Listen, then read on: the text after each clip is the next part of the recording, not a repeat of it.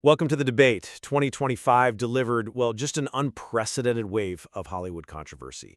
From these huge, high-stakes legal battles to some really catastrophic celebrity breakups. These events are clearly reshaping careers, brand equity, and the industry's entire dialogue around power and accountability. hmm So the critical question we're tackling today is this. What is the primary factor shaping the substance and the longevity of these scandals? Is it the verifiable weight of formal legal actions and, institutional accountability, or is it the immediate volatile power of public reaction and the narrative velocity on social media? I'm going to argue that the primary definitional lever here is the structural consequence enforced by the legal system. And I come at it from a very different perspective. While I think the courts eventually quantify the harm, I'm going to contend that the defining characteristics of this wave, its shock value, its overwhelming public presence, is driven by the sheer velocity and immediacy of the online narrative. Well, the controversies that truly dictate industry shifts are the ones that carry institutional leverage. I mean, look at the data.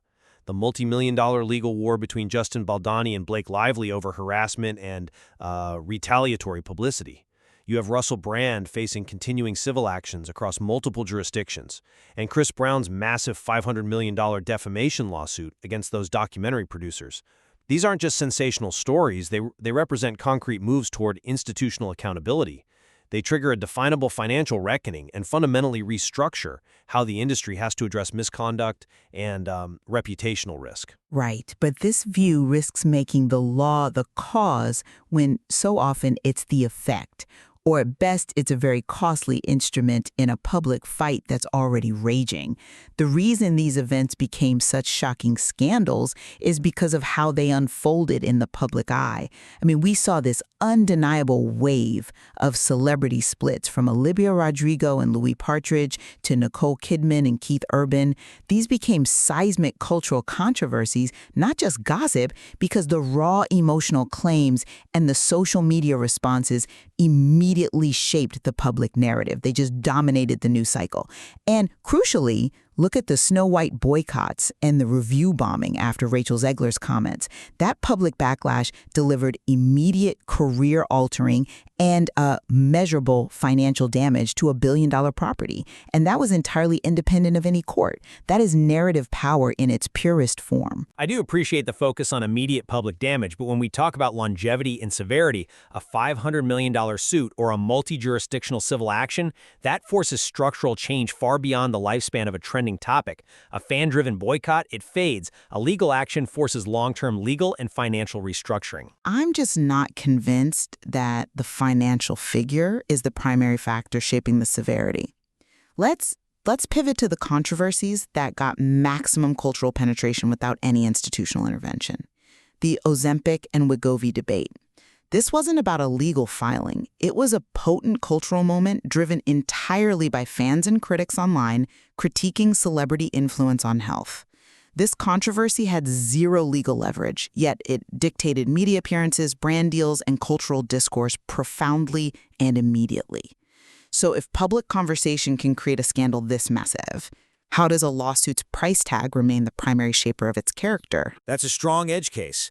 But the cultural conversation around Ozempic, it lacked a clear endpoint for accountability. It just remained amorphous. And that brings me back to my core point. If public opinion is the primary driver, how do you sustain accountability once the audience moves on? The legal framework provides the necessary, durable infrastructure for that longevity. But that longevity is often what the legal system is used for, rather than being the source of the shock. I mean, when we look at the Baldoni versus Lively case, the filings themselves explicitly reference accusations of PR smear tactics. This suggests the legal mechanism is a costly, high-stakes extension of the public narrative battle. It's a tool deployed to manage reputational harm that was established online, not the primary driver of the crisis itself. That focus on legal action as a PR weapon is persuasive, I'll grant you that. But by deploying those legal mechanisms, they are actively defining the acceptable boundaries of that PR war. And that is a structural change that only the law can enforce. Consider Taylor Swift's move to dismiss that copyright infringement lawsuit she called absurd.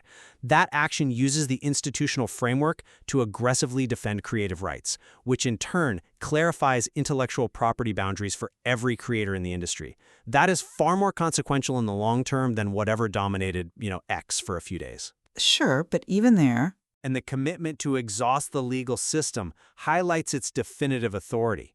Look at Drake's continuing legal fight against Universal Music Group, even after a judge dismissed his initial defamation case from the Kendrick Lamar diss track. The decision to pursue reputational harm through the formal system demonstrates that the institutional framework is where ultimate verifiable authority on professional standing must be found. But I have to push back on the idea that the legal action defines that controversy. The actual lasting discussion around Drake is rooted in the diss track, in the public spectacle of the beef, not the technical dismissal of a lawsuit most people didn't even follow. The judicial timeline is fundamentally slow. The public narrative moves much, much faster. The intense backlash over the Snow White script and casting, which led to immediate economic consequences, that proves that the audience draws the line first. The public establishes the narrative, and it often creates the very emotional context that the courts then have to react to. The severity is set the moment the public decides to engage. At the end of the day, when we strip away the noise, the structural trend toward these huge civil actions and high-stakes defamation suits, it signals a decisive industry push for verifiable accountability, defined by court rulings. That long-term cost is what changes industry practice. And I'll concede that the legal process is crucial for quantifying damage, of course. But the simple fact is, what keeps these stories alive across all media, what allows them to truly shock the system, is the volatility and the immediate emotional engagement of the public narrative. Without that public fuel, most of these legal actions would just be niche civil cases, not industry-defining cultural controversies. So my final summary is that the verifiable evidence of multi-million-dollar institutional action defamation suits, international civil claims, confirms that the structural and financial accountability enforced by the courts remains the most impactful and defining characteristic of the 2025 Hollywood controversies. And I would conclude that while the courts eventually put a number on the harm, the data shows that the controversies that shocked and dominated the public sphere, from celebrity health debates to film boycotts, were fundamentally shaped and accelerated by the speed and emotional currency unfolding online. Ultimately, what we are tracking here is the collision between the slow, verifiable power of the law and the immediate, volatile, but very potent power of the crowd. The material certainly provides rich ground for examining how these competing forces define celebrity and accountability today. And it clearly shows that the interaction between institutional structure and public narrative, well, that's becoming the new landscape for the entire industry.